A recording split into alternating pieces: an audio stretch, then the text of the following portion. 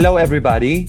My name is Artur Koryciński, and I would like to invite you to our first edition of our in-studio music talk series in 2021, presented by the Austrian Cultural Forum Warsaw in partnership with the Unsound Festival. Our tonight's guest is Ihu Anyanwu, which I know since more than 10 years and I had the pleasure to work with.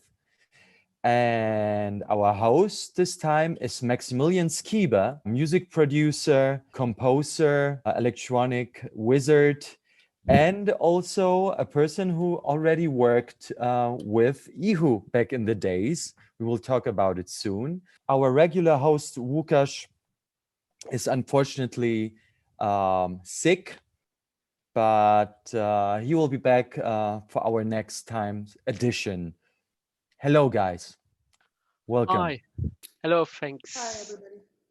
Hi, thanks everyone for joining. I have a pleasure to moderate tonight's meeting. And yeah, as Artur mentioned, I will be a backup for Łukasz tonight. I hope we will have fun and we will have a good session. So tonight we will start maybe with a quick introduction of G.rizo, of our tonight guest, with whom I had the pleasure to work with. So G.rizo is a singer, producer, DJ, but also a performer, and she's been releasing music since some time already on a great record label such as, for example, Gigolo or Codec, but also on her own Hezekina Pollutina.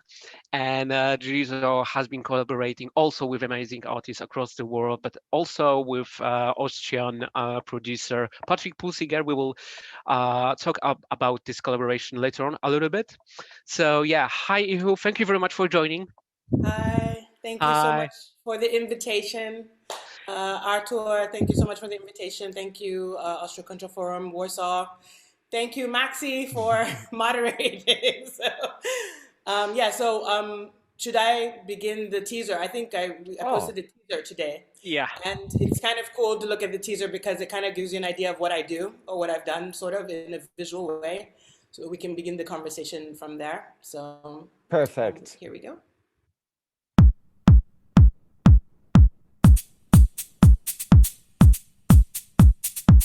I've been waiting for you all night long.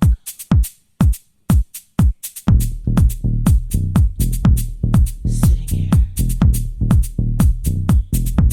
in the dark. My drink never empties. My heart never steady.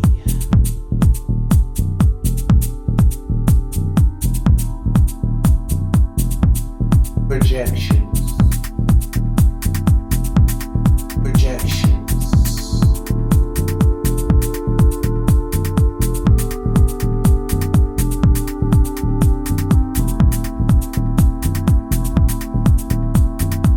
I can talk about all the baggage. I can talk about all that let me down. I can talk about all the fear pushing me around. I can talk about all the projections. I can talk about all your lies. I can talk about all the hurt I feel inside. But not before you do your due, and not before you push me through all sorts of ugly conundrums. I really love that. Thank you for that quick introduction. I think if we can continue with that, if you could tell us a few words about your beginnings in music, your amazing musical journey, and what were your inspiration and all that, so we have a little bit more of a context, please. Sure. I thought I'd begin it by just kind of like talking about my musical upbringing, basically, which is basically listening, obviously, as a child of the 70s and the 80s. So I basically was exposed to the best music, the best contemporary pop music for me, anyway. of the century. I don't know, of the last century, you know. So, but I remember distinctly having impressions about music via when I was in Nigeria. From about 4 until 13, it was a certain impression, and then when I left Nigeria, it was a different impression that all like influenced me. So I'm just going to run through a few tags, right? So record collections in the family as well as radio. So we were surrounded by disco at the time, or at least that made the impression on me, disco. So I remember obsessing about the covers of Donna Summer, Diana Ross, and all of the beautiful divas on the record covers. I was like obsessing about them. I remember a few men like Teddy Pendergrass. I remember the Stevies and whoever. But then there was something that was really like very popular in Nigeria at the time, and around I think in R&B also. And it was this like synthesized disco / R&B of early 80s, which included Shalamar, The Whispers, and Dynasty. This was like very, very popular in Nigeria. You know, like it was all over the radio waves. We had the records and we saw the videos. So this was like kind of like an impression about synthesized music, right? Coming through like pop. Followed by, in Nigeria at the time, TV would not start until about 4 o'clock. So you basically would turn on the TV like anytime in the daytime, and it'd just be like, you know, white noise or so, like just like white noise, like dust, right? And then about 4 o'clock, the programs would start, and in between the programs, you would have like music videos, right? These are the first music videos that would come out. So I remember some like soft rock, like Paul McCartney, Sheena Easton, what is his name? Sorry, Rod Stewart. You know, all the like. You know, just like general soft rock pop that was coming out. I even remember Queen, like Another One Bites the Dust and all of that stuff, yeah? And then another precedent, then a very important precedent for me came, because I noticed the difference completely, is when Lionel Richie came and there was like Dancing on the Ceiling and very elaborate music videos by him, followed by, of course, Michael Jackson Thriller, which was like, you know, a game changer, right?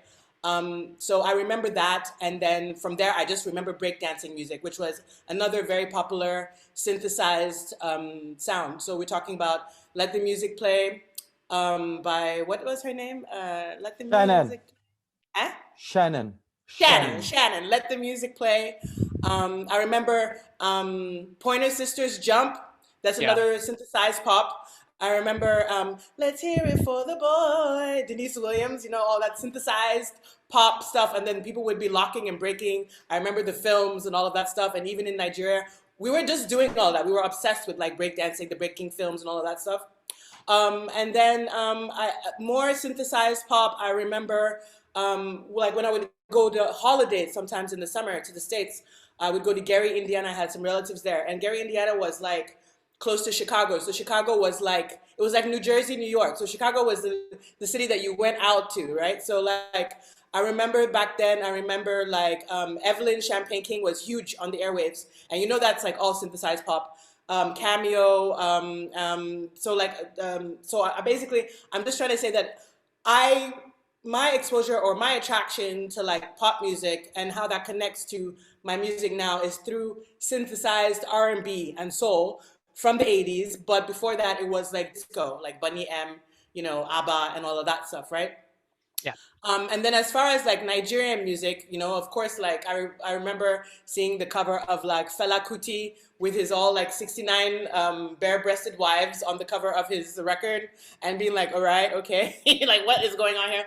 But his music was ubiquitous in Lagos. Like his music was just kind of like part of like when you go out of your house, like you hear his music, right? And it was political. I didn't understand what he was saying. And I also know that he was controversial, but then I didn't really understand why or anything like that. But I remember that impression.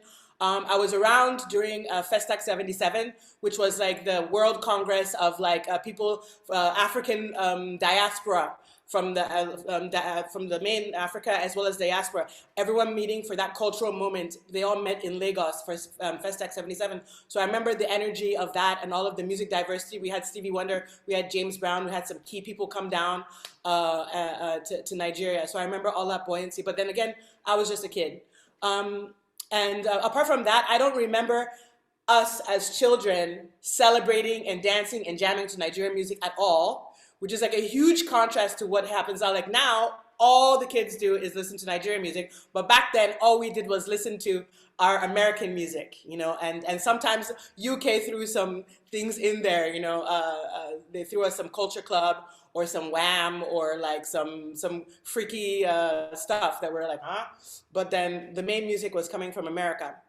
Then when I got to the States, then, you know, I got into the whole like American general like pop thing. So to answer your question, where did I begin and where does it begin? No, sorry, I had to give you my background. So where did I begin to get into? No worries, that. Where did I begin to get into like music and participate? It took a really long time for me to get into like music because I wasn't supposed to be doing music. I was supposed to be doing something serious like law, math, business, whatever, doctor, whatever.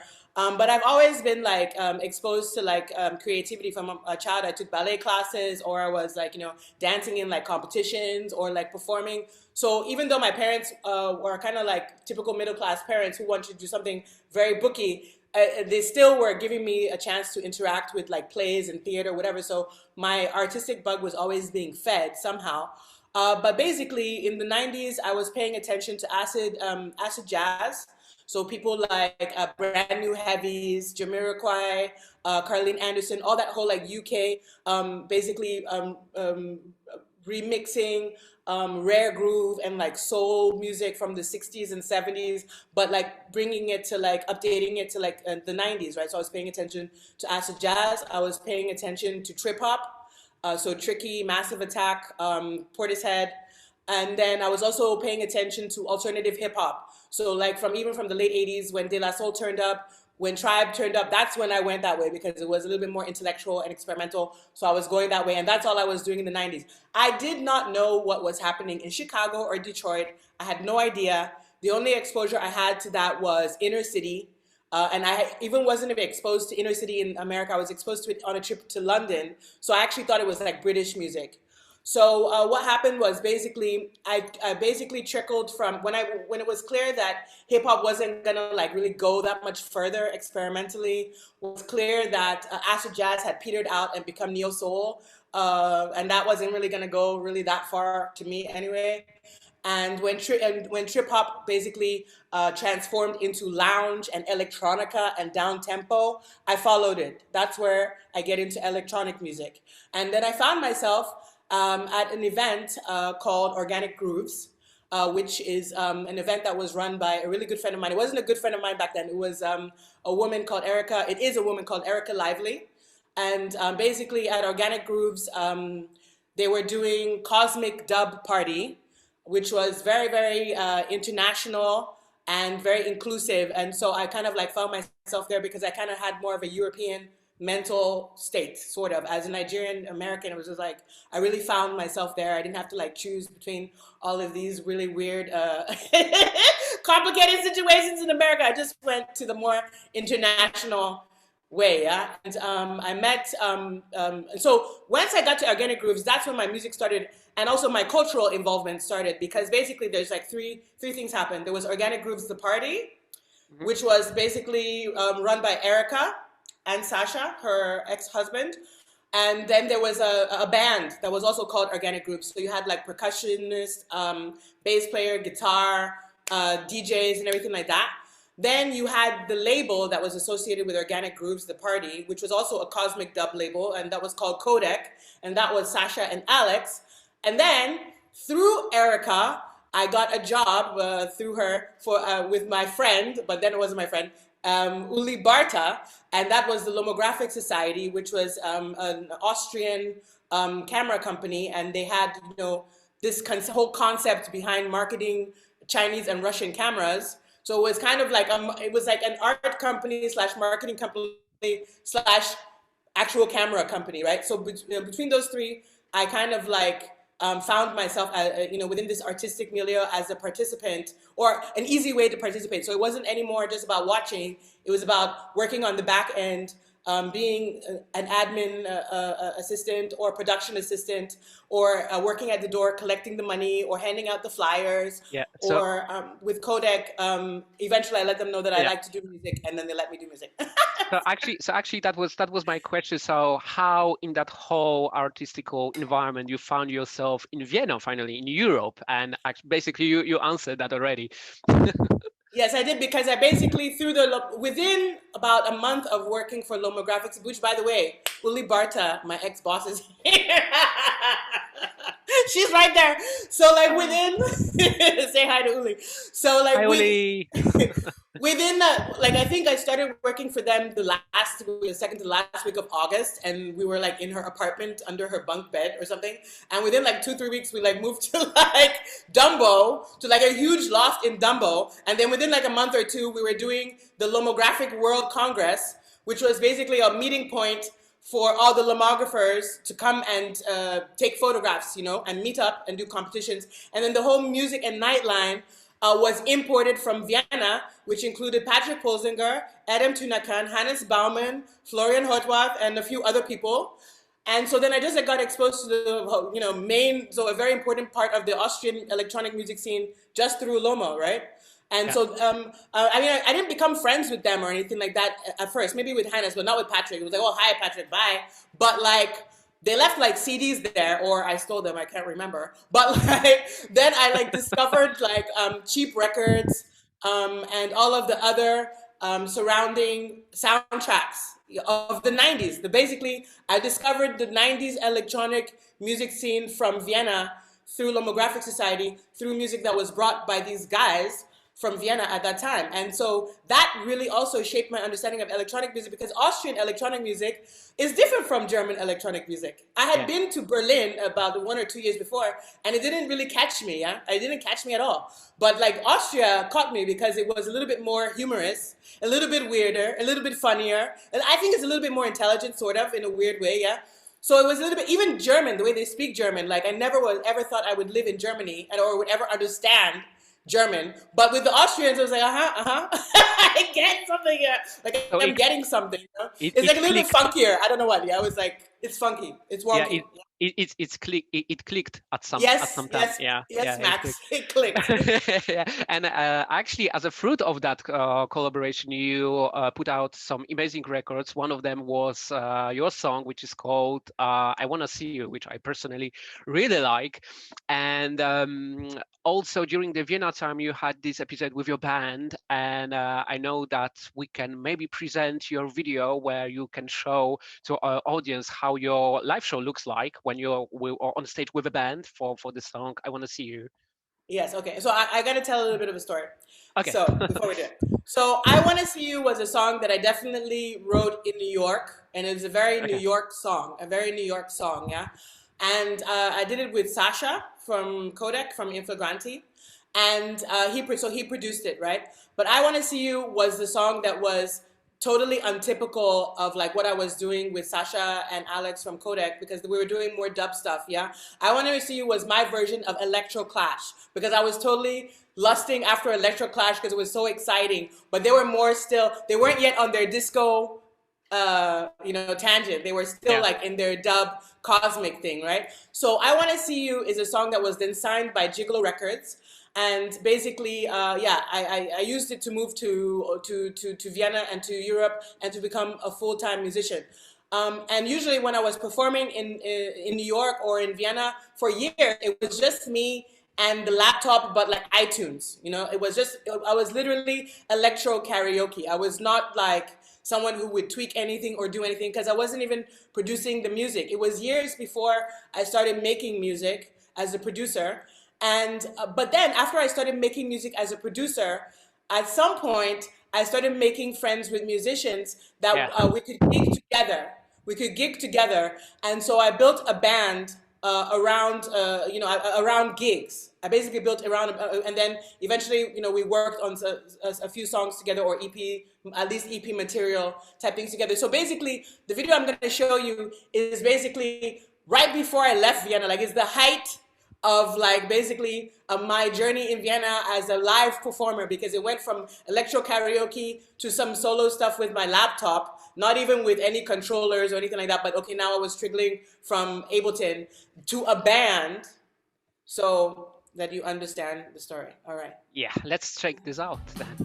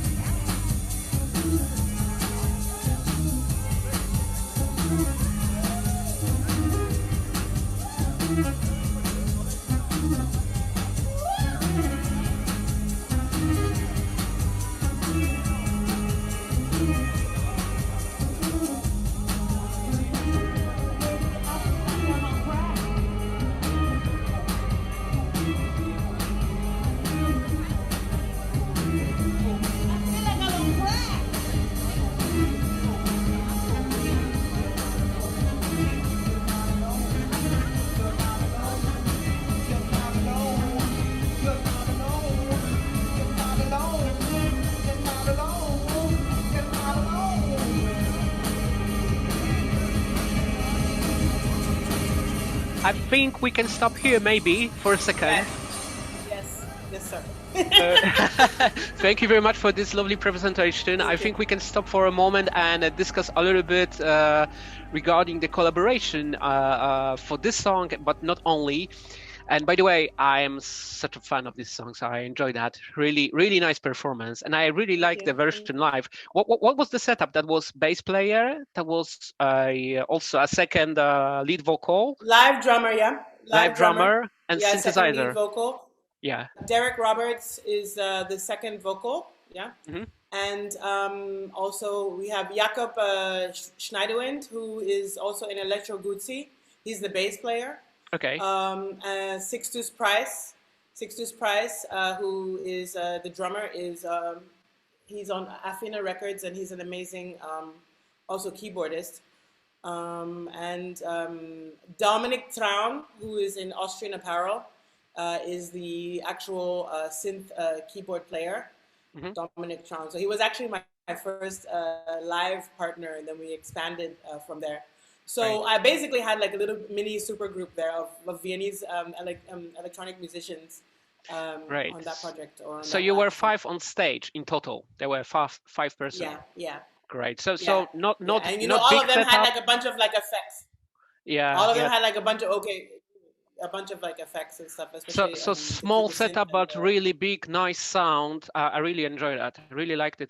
And so regarding your Vienna phase, let's call it like this. I know that you, one of the producers that did remix this song was Patrick Pulsinger that we mentioned already. Yeah. So regarding the collaboration with Patrick, what, if you can tell us a little bit, how did it started? How it was to collaborate with him, or if he did provide you with any trips or any lessons learned that you remember till this day from Patrick? Okay, well, I mean, with Patrick,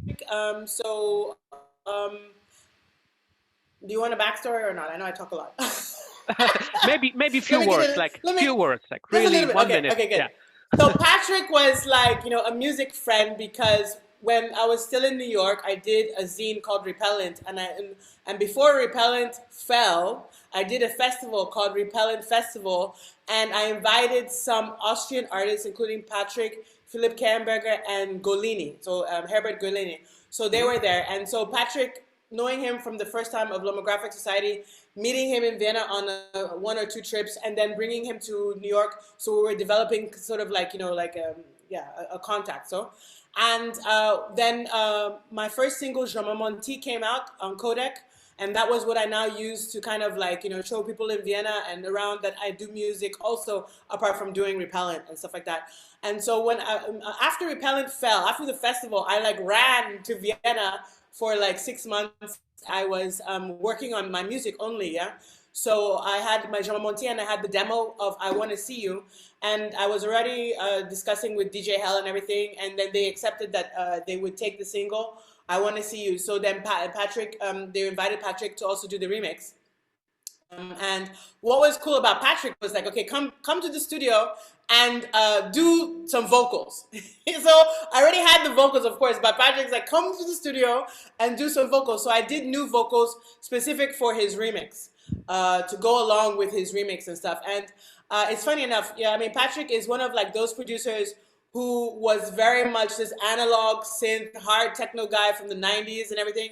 And in the 2000s, he became this like studio guy, right? Who can work on rock music, who can work on pop music, who can work on electronic, anything you want. Like, I mean, jazz music, he can work on everything, right? But he became that, I guess, at the end of the 90s, beginning of 2000s, right? He became this like studio guy. So he brought that studio vibe even to the remix, right? And so from there, he invited me to sing on one of his songs, Rise and Fall, and that was in the summer of 2004, but it didn't come out until later on Disco B, until like about maybe like 2010. His album, his last album on Disco B came out. And what was cool, with Patrick, I just have like so much respect for Patrick and fear that I just want to like come correct with Patrick. I want to be prepared. I want my lyric. I want to be well rehearsed. Other people are like, oh yeah, just whatever. Just say whatever you want, do whatever you want, however you want to do it. You know, you're the artist. But Patrick is like, I don't have time. You know, so I'm always like, okay, with Patrick. So one of the best advices that Patrick gave me, and he gave me this advice very early because I only was releasing single in 2002, and actually I had nothing to do with that. Like, you know, the release was like a holiday from what I was doing. I was doing a zine, you know what I mean? So like to go and sing was like a holiday, yeah? So I wasn't thinking, oh, produce music or anything like that. But Patrick was like, you need to learn how to like make music. You need to become a producer. And so that was the main important encouragement he gave me, because at that time, there was Peaches killing it. There was Princess Superstar. And even though Princess Superstar was her own like self-producer with collaborators, sometimes she worked by herself, but a lot of times she worked by herself, right? And she had her own label. Sometimes she worked with producers and do some bangers or whatever. So like he really encouraged me to be this like independent woman, you know, on the electronic scene. And that was really important. And that was different from what other people were telling me, which was like, well, okay, they were telling me do it now, which is not a bad message. Do it now because, you know, you're not going to be young forever, which I remember. But I started like making electronic music at 29 and I wanted to came out at 33. So it's not like I was like a fresh chicken, but they're like, do it now, you know, do it now. But like they didn't encourage, like, so, but like Patrick was really like, learn how to play, because it was becoming out of fashion on maybe like because if you look at where they came from, especially in Vienna and in Berlin also, was really like kind of like this very like, learn your instruments. It's all about the sound. It's not about the way you look. And here I came with all of my feathers and my performance stage thing. And they're like, learn how to make your instruments. You know what I mean? And so this was like the best message that Patrick gave me. And then the other message he gave me was like, you can always come in and I can help you. That's important. And that's something that I'm still doing with him now. I work with my stuff or whatever. And then when I feel like finishing my stuff, I'm like, okay, Patrick, do you have time for me? And I go with him and we finish the stuff, meaning that like he gives it that professional sheen on the back end after I've composed and done my arrangements and everything. Then he's like helping me to make it with like a professional situation, because honestly, I'm writing vocals, doing production, and I also have to organize other stuff. So like, he gave me that encouragement to be like this independent woman and not just this object on the stage. Although it's important to know how to perform on the stage. Yeah, it's very important. But I think what it is a choice. Yeah, because it's like people who are performing on the stage and doing that visual show that's like perfect. Those people who are working exclusively on production, they can't do that show.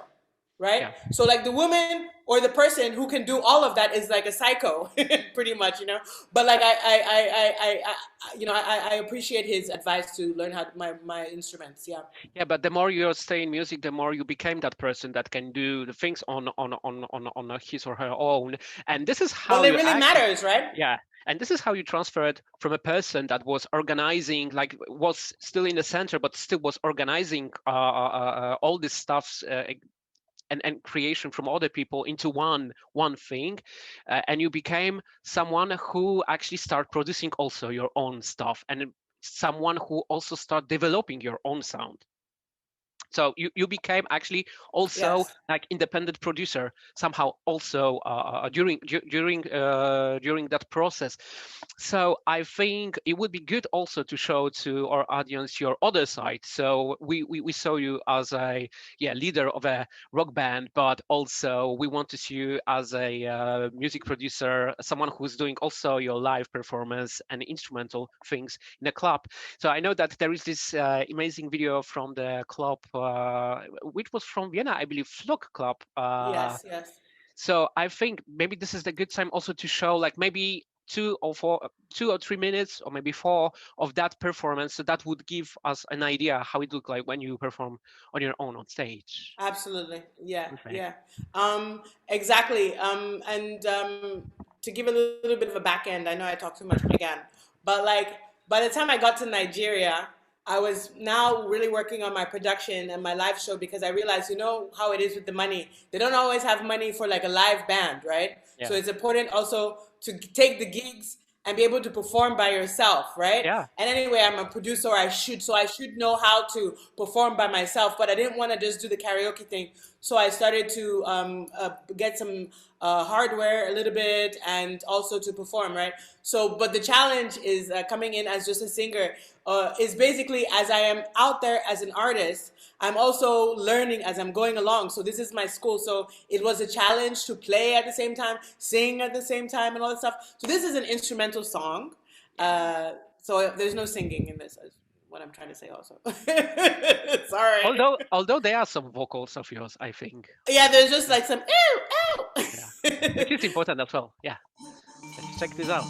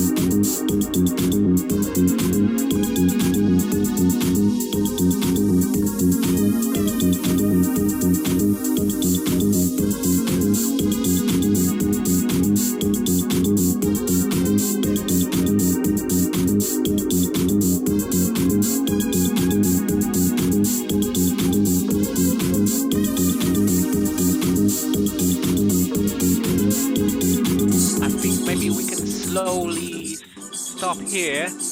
Great. Thank you very much for this video. And yeah, I know that it is possible to watch it as a full set. Maybe not the full, but the longer version on YouTube, on your channel. So for those who are interested. yeah, that there is a opportunity. What I wanted to ask you, because I saw a couple of toys there on stage, a couple of devices. I just wanted to maybe explore a little bit this technical side. So what is your Yes. typical G.rizo setup on stage, and maybe to compare it, how does it look like when you do your own stuff in your studio? What are the differences, etc.? So my setup at home. Okay, well, yeah, I have my studio setup. I don't really have like a typical studio. My studio is more like a mobile studio, right? So it's centered around the laptop, centered around Ableton Live, the software, the music production software. And then, you know, when you have this music production software, if you want to play a keyboard or an instrument, it's easier when you have a MIDI controller that's shaped like a keyboard. So you can play a keyboard, or in your software you have bass lines, you have lead lines, you have percussion and stuff like that. You also have controllers for like effects and stuff like that. So I have all of that. I also have a multi-channel mixer because, you know, you send a signal from your laptop and all the multiple devices that you have are coming through Ableton on one signal, and then I have like a microphone, so I'll like show you, like my microphone is hidden here, but like hello microphone. Hello. Yeah. Yes, I have my microphone here. My microphone connected to an effects box and everything like that. Yeah. So for example, I have an effects box. It's a Roland VT3, and then on this and another channel you can see here called Galaxy J5. I have like two hardware synthesizers, both by Korg. One is an R3, and one one is the Korg Monologue and R3, right? So the Korg Monologue is like, between the Korg Monologue and the R3, you have like a bunch of different presets. Presets are divided into instruments. So are you trying to look for a bass line? Are you looking for a lead synthesizer, like a horn? Or a piano. Yeah, so you got your pre-programmed sounds. I have my pre-programmed sounds. And within those instruments, you also have like parameters of effects. So like basically you can shape the you can shape the sound. So even though you're having like a horn, you can shape the horn that it sounds a certain way. You know what I mean? And then besides that certain way that it sounds, you can also give it some extra effects like reverb or echo, etc. So I work with these hard synths, and I work with this laptop. So how do I do it in the live? With my in the live, usually I have my laptop, and I have my songs already split into what we call in Ableton Live, we call them clips. So like, let's say clips, you have the intro of the song, you have the first verse of the song, you have the break of the song. So I have my song divided into clips, and then I have my instruments that I can basically, I trigger them on Ableton. So, you know, you have to ride the rhythm and press, you trigger it, you press play on that clip. And then when you're riding the rhythm, like 1, 2, 3, 4, you press play on the verse, press play on the chorus according to the rhythm. And in Ableton, all of these clips are in a loop. So I can now turn around and go to my hardware and start playing some extra lines on my hardware synths, on my R3 or on my Korg Monologue. So that's how my live show is. Also with my microphone and doing my lyrics and everything like that. With my live show, it's really important to be on the rhythm. Yeah. If I'm not on the rhythm, it sounds really bad. Yeah, it does. And it throws everybody off. So it's really important that I'm on the rhythm. So one of the things that I did was I'm also DJing with my laptop, and I chose to stick with Ableton Live for also my DJing because it gives me more practice with triggering Ableton Live for my live show. I figure if I'm sticking with Ableton Live, then I'm only just going to be better on the software. I don't have to go to Tractor or to Serato because, they're way easier for DJing. If I can DJ with Ableton Live, just get better with Ableton Live. So that's what I do. Yeah, and I think that what is important maybe is also to say that when you have your music already, which is chopped into clips, you also in Ableton you have the opportunity or possibility to modify this during live. So during your performance, you can have a chance to play it in a different way as well. You can have a chance to play it in a different way. You can add like effects on it. You can extend sections. You can change the timbre of it, like make it grainy or make it whatever, you know. So that's really cool. Yeah. So that's how it is with the live. And basically with the studio, it's more relaxed and you're more working with arrangement. You're working, what is the composition of the song? Yeah. I'm committing to only one line now. I'm gonna record that line now, yeah? Because with live, you can play different kind of lines, and in the studio, like, okay, that's the one that I want, and I'm gonna develop this section, everything like that. So that's pretty much the difference between live and studio. It's pretty similar, and it really depends on the accommodation of the live venue and the quality of the sound. Because, you know, to be honest, like, I mean, even in all of this time, whether it's even from basic karaoke performing to performing with my hardware synths and my laptop, there really is not that often a place where you're performing live, where you're like in heaven and everything is like working. You know, like that gig that I showed you is like a video. After so long, I have so many videos where I can't even hear myself. You know what I mean? It's like a struggle to hear myself, you know? So it's like, it's really like, you don't find those gigs where they can really accommodate what you have, sound-wise and technically. And so when you find a place that can really accommodate what you're trying to do, whatever, it's like the artist is levitating. You're like rising. It's not just that you're performing your regular routine. You're like rising. It's better even than recorded sometimes because it's just like some other shit, you know. So yeah, good thing is also a good tip is also to have the technical rider, so you discuss what you can get from the venue before. I mean, Max, there's an option. Sorry. How many times have you been to like a sound check and it's like, oh, that was really good, you know? And then you go to the live, it's like, oh, I can't hear anything. It's okay, let's just do it. Let's just do it. Because it's time to do the show. Maybe 20%. You know, because live, you know, live is really like, live is like Pac-Man. Live is like, you know, stay alive. That's what it is. It's like, just stay alive. Yeah, and regarding your equipment as well, I know that you were using also the how are they called, the plugins, and I think maybe that would be interesting also to tell us a little bit about your favorite ones. I know that there was some good replica of everyone's favorite synthesizer, and if you could mention that and what are your favorite plugins, etc. Yeah, I mean, I'm gonna be honest or whatever. Like, I mean. Honestly, like I would say that like within my software and even my hardware, I'm pretty much like a baby or whatever. So I'm just exploring like everybody else. I use what Ableton provides, and I suggest that everybody just uses whatever software that they can get their hands on. Because once you get your hands on one software and you master it, you're gonna find the same thing. You're gonna find the oscillators. You're gonna find you know, you're going to find the LFOs, you're going to find everything. In whatever software that you get to, you're going to find the same sections pretty much. Not all the same, right? Because they're all like different. But like you're going to find the main important meat in the same thing, right? So I use what Ableton provides. But the thing about it is like because of my background, because of my taste, because of my style, I'm attracted to early 80s electro style. And there's a certain kind of instruments that they use. They use the 808s. They use the 909s. They use like the Jupiter. They use the Juno. They use, you know, the Yamaha, blah, blah, blah, blah, blah, right? So like I'm looking for the same kind of sound inside of Ableton.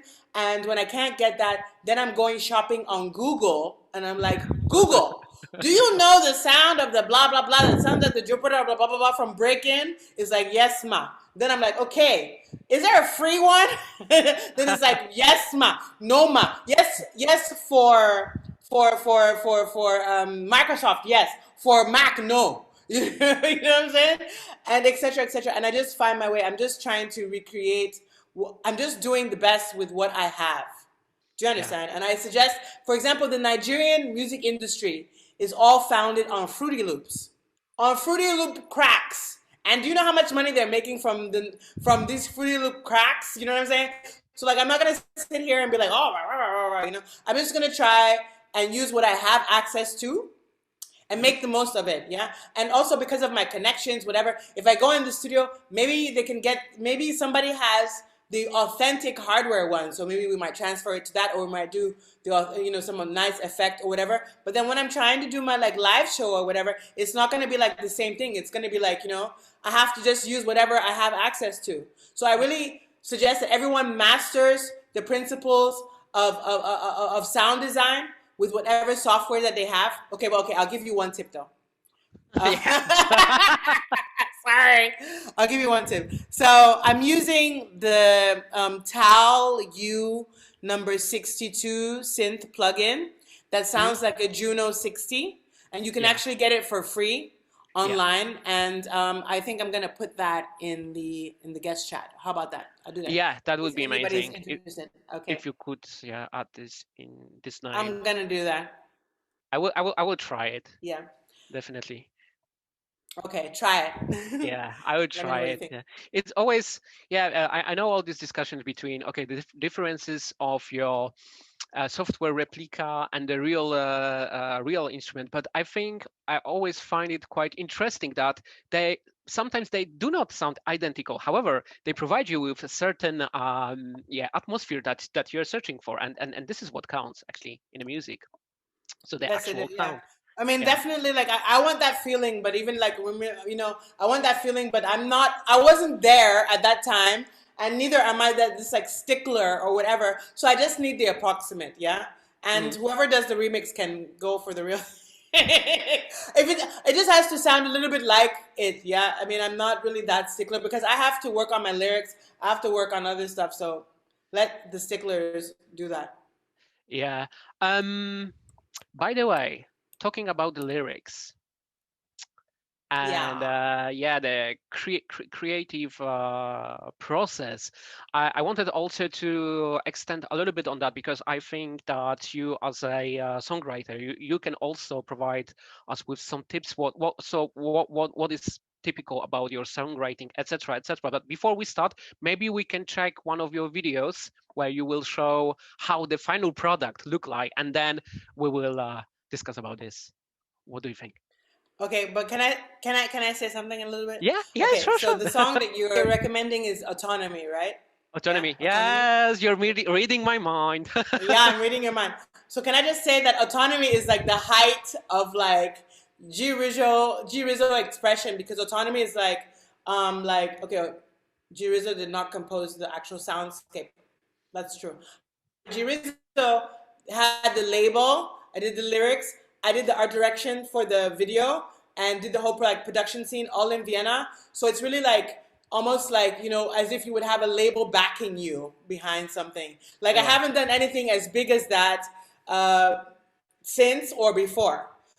Before that, I did the boys video, and actually I have no videos from like New York, which is actually paining me a lot, because New York was a very special time that deserved its own video.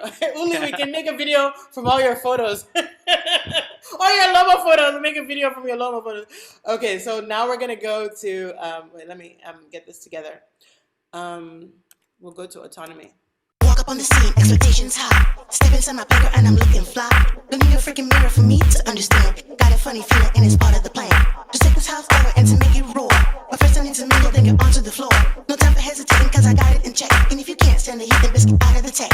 See where I come from, we know how to move. When we don't need no dictionary to get into the groove. And it's quite appealing when we take it from the base, very scintillating. And there's no disgrace, don't need nobody. Gonna shake my hottie, autonomy over my body.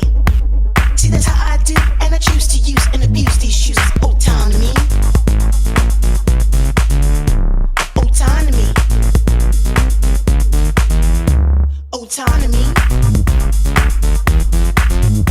Autonomy. When I hit the floor, I hit cruise control. Automatic pilot, and I'm ready to roll. You say I'm like a junkie, but I just don't care, cause I'm working on my body, working everywhere. Riding all those rhythms like they calling my name. Get down to nitty-gritty, cause I got no shame. Forget about class, forget about taste. Shake it all over the place. People standing around, acting like they flossing. Won't throw it on the ground, they might as well be yawning. Can do the freaky dance, just to walk with the mistake. Well, I guess I need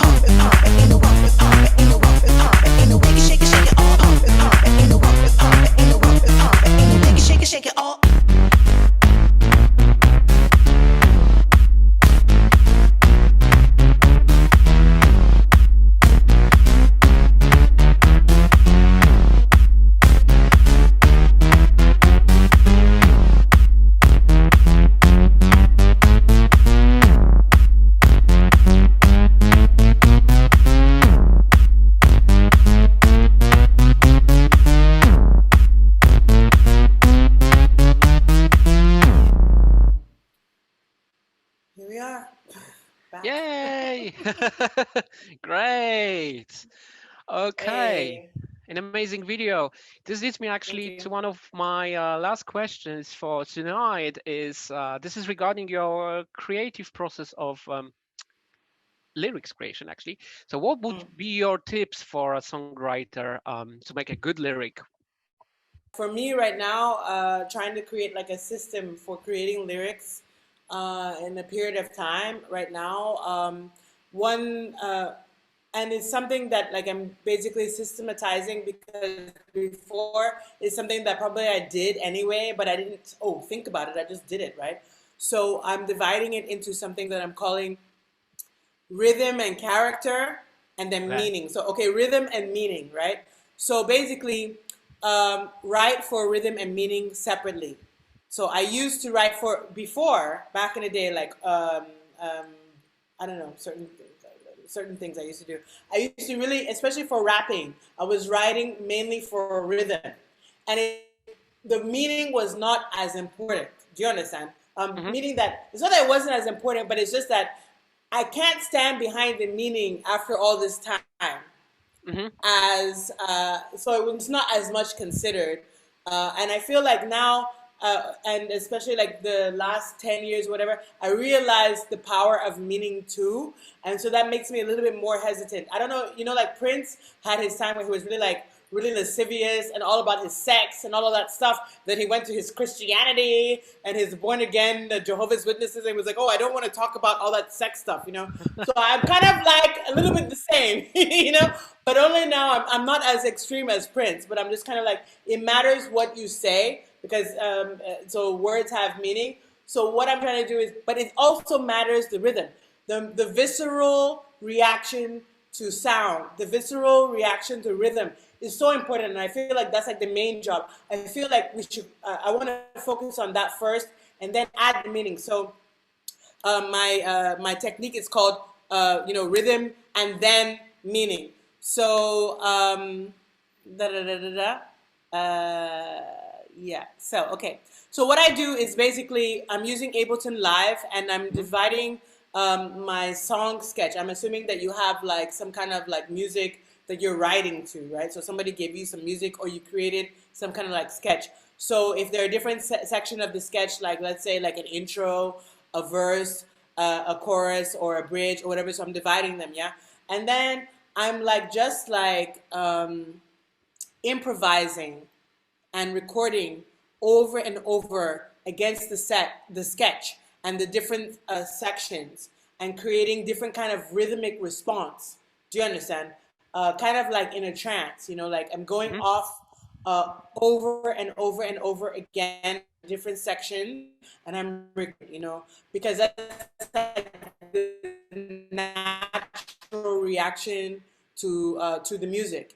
And okay, so that's the styles until I'm exhausted, until I feel like there's no more, I can go further. And another trick that I do sometimes is, once I have accomplished this and I've done all the recording of all of the possible riffs that could come from the sketch that I'm working on, I now mute the sketch that I was working on, yeah, and I bring in maybe some other music that actually works with the flow that I'm doing. Do you understand? So, so you give me a song, and I'm like going off, and I'm going off on every single way or whatever, and then I cut different sections of my improvisation, and so I have material to work with. Then I turn off your song, and I bring in another song, and I'm like, okay, so how does that pan out? Oh, that's cool. What's cool about my what's cool about my improv, basically? What's the power about it, Oh, it goes really well with this song. It goes really well with that song. It goes really well with that song. Then I go back to the original, and I say, you know what? This is the only solution that could come for this intro. This is the only solution that could come for the outro. This is the only solution that can come from the bridge. But then if I find that the song that I was improvising to, that I was bringing in is a better thing, I might bring that in as some kind of accent. Do you understand? Because sometimes what you have is almost like a prison. Do you understand? So I bring in something else. If it works, it works. If it doesn't work, it doesn't work. Yeah. I just like to make sure that I have responded to everything. And once I've responded to everything, rhythmically, then I start to work on the meaning. I start to work on the meaning. And when I talk about working on the meaning, it's like, okay, it's like, here's the hook. This song is about this. Do you understand? Okay, Yeah. so what's your opinion? And then you get a little bit more intellectual about everything. But you've already worked on the rhythm. And the rhythm is the visceral answer to the whole song. So that's where the soul of the song is. But of course, meaning is important. Then you add the meaning after you do the rhythm. Okay, so great. So do you give a little bit of time also to your lyric to grown up, to get mature, or you're more like based on improvisation? So no. I mean, I never go with just. I go with my improvisation because improvisation is like candy. Yeah, candy is cool. It's beautiful. It's great for the moment, but meaning goes a little bit longer. So I don't just only go. So like basically, no, we're not done with just like the improvisation. After the improvisation, you're adding like you're committing to the context. You're committing to the meaning. Do you know what I mean? Great. I mean, great advice and great tips is always interesting. How to work on lyrics, because I don't know if there are, maybe there exists some good advice, good practices, etc. But I think it's always very unique for a person, for a writer. So it's good that you shared your writing process with us. And I mean, in a moment, I think we will we can enter into our last part of our tonight's session, which will allows us to ask you some queries from the audience. But also one of the things that came into my mind, and I think it's pretty important in the current times that we live in, is related to obviously the COVID situation. So I'm also interested if there was anything specific that that was an outcome of the situation that we all landed in last year, not only because of the time that was given to us, but also from different perspective. To be honest, like last year, like I was just like, I loved it. I loved all of I was just like watching. It was just like, I was just absorbing and taking in all of the energy of everybody. Everybody was giving so much and coming so hard, like from like February already, like from February, March, from all the lockdowns, everybody was giving their like maximum, and I was loving it from the music side. I was loving it from the organizational side, from the curatorial side. I was loving it. I was writing all of that or whatever, and I was just observing, and I just loved everything that everyone did. And I just was observing for a long time. And in Abuja, I made like this festival in 2019 called Abuja Art Week. It's a long story. I made a festival called Abuja Art Week. And so I was watching. I was watching. I was like, hey, how are we going to get through this COVID? But actually, I was excited because I was like, you know what? If we this was a more exciting. This was actually this was a trigger for me being more excited even to do Abuja Art Week, because I was like, we have to answer this whole digital call, and everyone was just giving it up, and I loved it. Everyone was. I loved it so much. But me as an artist, I didn't participate. I didn't participate as an artist. I didn't do any live streams or any of like that stuff or whatever. I was just like watching whatever. I don't know why I didn't. I mean, I'm old school, so because like all this stuff is like really millennial and Gen Z type stuff. So it's like I'm watching more. Yeah, it's okay to watch more. So with Abuja Art Week, we did some pre-recorded live stuff, and we have it all on like video. I did a live set on my DJ set. I have not done any live music set at all, but I was hosting people for live and all of that stuff. And the only issue that I find with the whole COVID live streaming stuff is like, where is the money? Because like all of us are like hanging around, we're like, where is the money? Like we're not making like a living as artists, you know what I mean? Yeah. So that's my issue. And I had, during the whole COVID, the only thing that I really did personally to G.rizo was I started like a podcast called House, which is related to like a party that I do, which is a house party in Abuja and stuff like that. And so I was talking to somebody called Snacks, and he said that he was, working on his business end, which is related to his royalties, his copyrights and everything, and to licensing his music. So he was really strengthening all of that. So like during the COVID, yes, he got the money from the state and everything, but what the real stuff that was happening was through the licensing and becoming like a licensor, licensing his music or creating new original music for broadcast. Licensing means that a song exists or you create it and they license, they rent the song to put like to a TV show or to a commercial or to an artwork or to whatever. And he's earning money from that. So that's good for him. I haven't checked in any of my stuff or whatever. Everything, my whole like business end is a bit of a mess and everything like that. But it's something that I aim to follow from him, as well as I want to go also into live streaming. Less so to like make money, but more because I want to do my songwriting this year. After the festival of last year and giving so much, it felt like it really a lot. It didn't feel a lot when I was preparing everything, and it didn't feel like a lot when I was doing it. But after it was done, I was like, oh, I'm so deflated and I feel so empty. And I'm like, oh, by the way, G.rizo, you're an artist, you know? So like now in 2021, I want to work on my music. And one of the key things, another tip for artists who are songwriting, another tip is to do an artist residency, to have a regular schedule where you're performing live. And when I was in New York, before I left New York, I did a weekly Monday night called Go Bang at 6s and 8s, and it was me and another DJ, and I would come as the karaoke girl and sing some live songs, and me being who I am, I would always get bored from the old song of last week. I have to get a new dress, a new costume, and a new song, so I would work harder. Do you understand? And I'm doing that. I'm going to do that for this electronic digital space, and I'm going to work on a live residency for a period of time. I don't know, maybe for like a month, maybe for 2 months, maybe for I don't know how long, but I'm going to try and do an electronic residency for my songwriting. And I'm going to see if I can monetize it a little bit. So, hey guys, you know, you can always like, you know, send me money on my Cash App. You know, if you have money. A lot of my fans are artists, so maybe they don't have a lot of money. Fine. But, you know, if you have money, drop some money in my Cash App. If not, you know, buy my T-shirt. You know, people are doing a lot of merchandising and stuff like that. And so that's another way of making money. And we're all just trying to bloody work it out. You know, we're all bloody trying to work it out. And like you said, some of us are going for day jobs. Some of us are going for day jobs. We're working at airports. We're running beauty stores. We're doing all this stuff.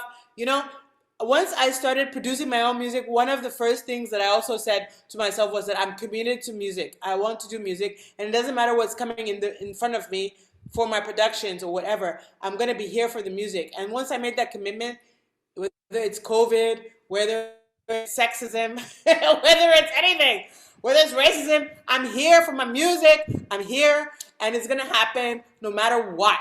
Do you understand? So I'm down for whatever. Yeah, and only just like right now, a lot of nothing is coming through as far as the money, but it's okay because, you know, we just keep on trying, and also we do what we can do. With Abuja Art Week and with Repellent before, it was about being in love with music and being in love with artists and giving them a spotlight because you have a vision about that, you know what I mean? And now it's about me focusing on myself and just taking care of myself, and whoever can lift me up and give me the platform, like you guys, you give me the platform. So that's just what it is, you know? Blah, blah, blah.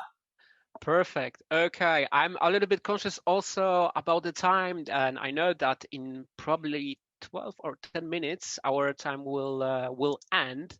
Therefore, I think it's the right time also to move to the queries from the audience. If I have any. a question. I have a question. If I can please go on. interrupt for a second, because there's so many questions. But so it's so lovely to see you and to listen to all the tips. So thank you very much, Ihu. But what I wanted to ask you is, so you're at the moment you're located right now in Abuja. We know that you're a bit cross-legged between Vienna and Abuja, which is the capital of Nigeria. And the internet connection is not that good, but it's still proper. So I'm happy that we're doing good tonight, baby. Yes, we're doing because good we did a lot. We have to tell our our people watching us that we did a couple of tests, and this is the best streaming so far. Yes, so amen. it could be much more worse. But my question is, how has the Nigerian music, your old heritage, or even maybe the pop music of Nigeria or Abuja or Lagos influenced your sound? Has it influenced you a little bit? Because I know, you know, I'm somehow, through my relatives, I'm somehow connected to the place where you're located, and there's so much music, and, you know, there's the old heritage, like, of course, the Kuti family with Fela Kuti on top, right? But then there's this amazing, I don't know, electronic pop, hip hop sounds, so many very specific electronic sounds also, right? So has the sound environment influenced you a little bit lately, or are you not conscious of it? The rhythm of Nigeria, the experience of Nigeria, the life of Nigeria has definitely influenced me, but I don't think you can hear it in the sound.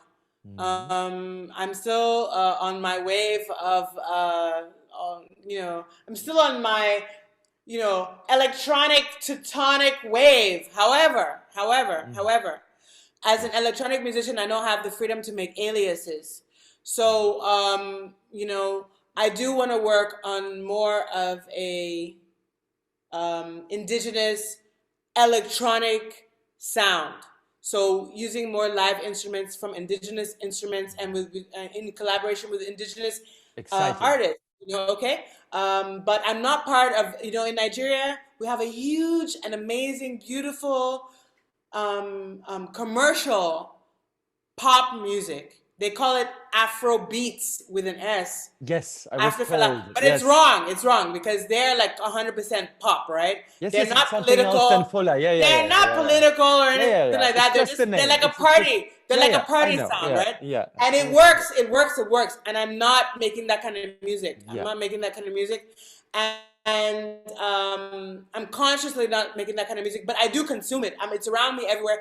I love it. I dance to it. It's beautiful, but I don't make the kind of music because I'm too deep into what I'm doing. Yeah. Do you understand? And also, I want to spread the gospel about freedom in electronic music. Yeah. Because one of the things that happened to me after listening to hip hop music, after listening to trip hop music, after listening to acid jazz, was that electronic music had a way wider palette of sound than hip hop, than trip hop, than acid jazz.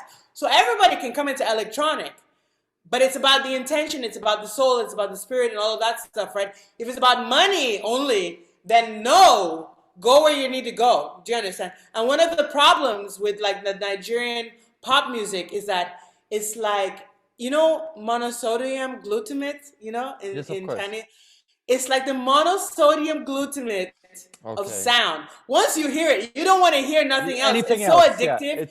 Yeah. And it's not even good for you. Do you understand? Because yes. It's like McDonald's of sound. It's so addictive, right? So what they did was, even our indigenous sound, even our traditional sound, we're not hearing it. If I want to go out tonight and listen to my indigenous sound in Abuja or Lagos, I can't really listen to it. It's not like every night. Like, okay, maybe in Lagos I can hear Fuji music, yeah?